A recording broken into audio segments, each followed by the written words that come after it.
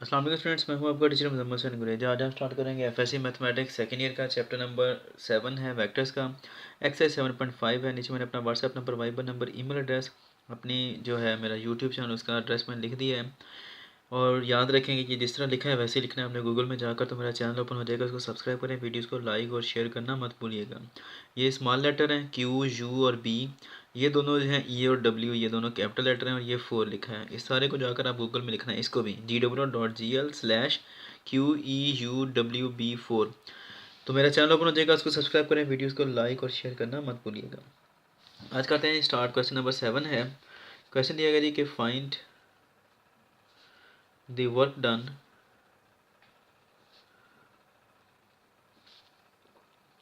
if the point at which the constant force उसने आगे दी हुई है, स्मॉल एफ के साथ उसके रिप्रेजेंट किया है, नीचे वेक्टर का निशान लगाया, वो क्या है 4i hat plus 3j hat, या जे वेक्टर क्या लें, चूँकि फिजिक्स पढ़ी है इसलिए हैट कहने की आदत पड़ी हुई है, अदरवाइज इसको सिंपल के वेक्टर भी पढ़ा जाता है। ठीक है। Is applied to an object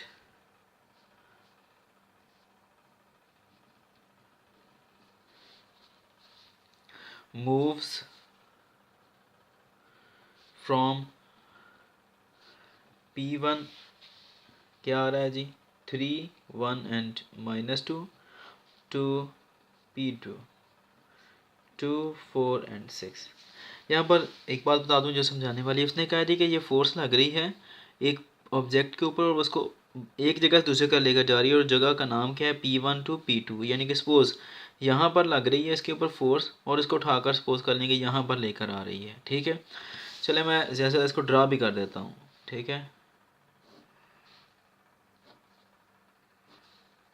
ये समझ लें एक्स वेक्टर है, ये एक्स एक्सिस है, ये वाई है और ये जी है। अब यहाँ पर पी पॉइंट जो आ रहा है उसके ये 3 कोऑर्डिनेट्स हैं। ये वाला x1 को शो करता है, ये y1 को, और ये z1 को शो कर रहा है। ठीक है। इस तरह सेम ये x2, y2 और z2 को शो कर रहा है। अब पहला पॉइंट जो वो क्या x1 कहाँ पर आ रहा है, यानी कि x किसको शो कर रहा है, ये पहला पॉइंट x एक्सिस को शो कर रहा है, 3 है, 1, 2 एंड 3 ये यहाँ पर मौजूद है। ठीक है। अब उसके बाद x है, उसके बाद ये y आ रहा है, y कितना आ रहा है 1 आ रहा है। ठीक है। ये यहाँ पर आ गया अगला पॉइंट। अब तीसरा आ रहा है जी क्या आ रहा है नेगेटिव में जा रहा है, ये जो ऊपर जा रहा है ये वाई जी पॉजिटिव है। अब जो नीचे वाला आएगा वो यहाँ पर ऐसे करके होगा। ठीक है। और जी कितना आ रहा है -2, इसका मतलब है कि -1 और -2, ये -2 पॉइंट है। ठीक है। एक्स यहाँ पर है, वाई यहाँ पर और जी यहाँ पर है। जब आप इसको लेकर जाते हैं तो ये तकरीबन यहाँ पर कहीं करके आएगा वेक्टर। ठीक है जी।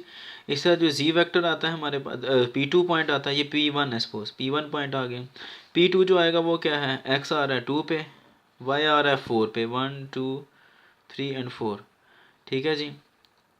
इसको ले जाएं और इसको, इन दोनों को लेकर जाते हैं, यहाँ पर इंक्रीज कर लेते हैं। और जी कितना आ रहा है 6, 1, 2, 3, 4, 5, 6 ये आ जाएगा। इसको आप यहाँ पर रेज कर दें। ठीक है जी। तो यहाँ पर करके कहीं आएगा ये पॉइंट, ये P2 पॉइंट है। हुआ क्या है कि ये वाली फोर्स अप्लाई हुई है, और इस फोर्स ने क्या किया है, जो बॉडी थी उसको यहाँ से उठाकर यहाँ पर लेकर गई है। ठीक है जी। अब ये वाला एक पॉइंट है और एक ये वाला पॉइंट है, ये वाला इनिशियल पॉइंट है। याद रखें जब भी वो बात करते हैं फिजिक्स के अंदर या मैथ के अंदर, जब लफ्ज़ 2 आएगा तो पहला पॉइंट जो होता है वो, यानी कि जो उससे 2 से पहले जो आएगा वो पहला पॉइंट होता है, 2 के बाद जो होगा दूसरा पॉइंट होता है। और वेक्टर हमेशा कैसे ड्रा किया जाता है, हेड, ये टेल है इसकी। ठीक है। टेल से स्टार्ट होता है और हेड की तरफ जाता है। तो हमेशा जहाँ से स्टार्ट होगा वहाँ पर टेल होगी और यहाँ पर क्या होगा हेड। इसका मतलब वेक्टर ये वाला है, ऐसे जा रहा है। ठीक है। और जब भी हम ये P1 और P2 हैं, इनके दरमियान यहाँ से लेकर यहाँ तक एक वेक्टर आ रहा है। ठीक है। जिसको हम डिस्टेंस वेक्टर भी कह सकते हैं। ठीक है। और जो डिस्टेंस वेक्टर होता है उसको फाइंड आउट करने का जो तरीकाकार होता है, इसको हम डी कर लेते हैं। ठीक है। डिस्टेंस वेक्टर को, वो हमेशा ऐसे ही होता है जैसे पोजीशन वेक्टर है। ठीक है।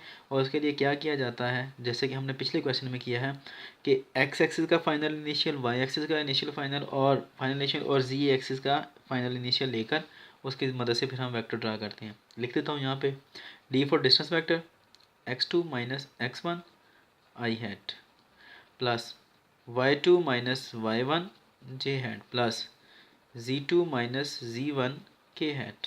ठीक है जी, या के वेक्टर ये आएगा बेसिकली। अब डिस्टेंस वेक्टर किसको शो करता है, अब ये याद रखनी है कि ये फाइनल है और ये इनिशियल है।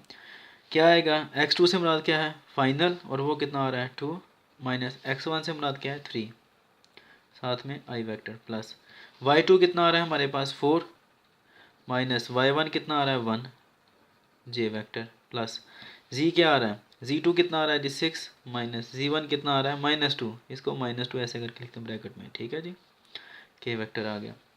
डिस्टेंस वेक्टर क्या आएगा हमारे पास, 3 में से 2 निकाले, 3 माइनस वाला इसलिए क्या आएगा -1 आई वेक्टर, उसके बाद प्लस 4 में से 1 निकाला, पीछे कितने बचे 3 जे। अब ये माइनस माइनस प्लस हो जाएगा, 6 और 2 कितने होते हैं 8, 8 के आ जाएगा। ठीक है जी, ये आ जाता है हमारे पास डिस्टेंस वेक्टर। अब हमने फाइंड आउट क्या करना है, क्वेश्चन देखते हैं। Find out the work done उसने कहा। वर्क डन का फार्मूला आपने पढ़ा भी हुआ है, वो क्या होता है, work is equal to, work को डब्ल्यू से शो करते हैं, यहाँ पे लिखते हैं बेशक work done, W is equal to F dot D आता है। एफ वेक्टर क्या आ रहा है हमारे पास, ये वाला गिवन है, हमें दिया गया है, कितना आ रहा है लिख लेते हैं जी 4 आई हैट, और उसके बाद क्या था जी +3 और 5, +3 जे प्लस 5 के डॉट डी कितना आ रहा है हमारे पास जी, ये वाला आ रहा है -1 आई +3 जे और +8 के आ गया। अब डॉट मल्टीप्लिकेशन आपको पता है किस तरह होती है कि आई को आई के साथ मल्टीप्लाई करते हैं, जे को जे के साथ, और के को के साथ मल्टीप्लाई करते हैं। कर दें इनको, 4 से अब 1 4, लेकिन ये प्लस वाला 4 है, ये -1 है, तो क्या आएगा -4, फिर प्लस। अब इसको और इसको करना है मल्टीप्लाई, 3 से अब 3 कितने होते हैं 9, प्लस अब के वाले को के वाले से मल्टीप्लाई करना। ये डॉट मल्टीप्लिकेशन इस तरह ही होती है, 8 5 40, ठीक हो गया जी। अब 40 और 9 कितने हो जाते हैं 49, 49 में से 4 निकाल दे, बचे कितने बचे जी 45। इसका वर्क ये आएगा, और ये आपको पता होता है जॉल में है, लेकिन लगा दें ना लगाएं आपकी मर्ज़ी है। ये इसका आंसर है। उम्मीद है कि आपको समझ लगी होगी। अगर समझ ना लगे तो आप मुझसे कॉन्टैक्ट कर सकते हैं। एक चीज़ बता दूँ, शायद कुछ स्टूडेंट को कन्फ्यूजन हो कि ये इस तरह क्यों होती है मल्टीप्लिकेशन इसकी डॉट।